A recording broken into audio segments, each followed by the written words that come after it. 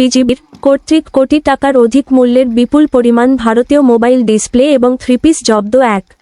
অদ্য 23 ডিসেম্বর 2024 তারিখ রাত 2:30 ঘটিকায় সুলতানপুর ব্যাটালিয়ন 60 বিজিবির এর দায়িত্বপূর্ণ এলাকার কুমিল্লা জেলার সীমান্তবর্তী বুড়িচং উপজেলার অন্তর্গত শঙ্কুচাইল বিওপি কর্তৃক চোরাচালান বিরোধী অভিযান পরিচালনা করে সীমান্ত পিলার 2063 এম হতে আনুমানিক 200 গজ বাংলাদেশের অভ্যন্তরে খঞ্জনী মাঠ নামক স্থান হতে 1,05,000 টাকা মূল্যের 1911 পিস ভারতীয় মোবাইল ফোনের ডিসপ্লে এবং 50 পিস ভারতীয় 3 পিস জব্দ করে। 2. সর্বদা সীমান্তে নিরাপত্তা রক্ষা ও চোরাচালান প্রতিরোধে 60 বিজিবির আভিযানিক কার্যক্রম ও গোয়েন্দা তৎপরতা সর্বতোভাবে অব্যাহত রেখেছে। এরই ধারাবাহিকতায় সীমান্তবর্তী এলাকায় অভিযান পরিচালনা করে এসব অবৈধ ভারতীয় মালামাল জব্দ করে।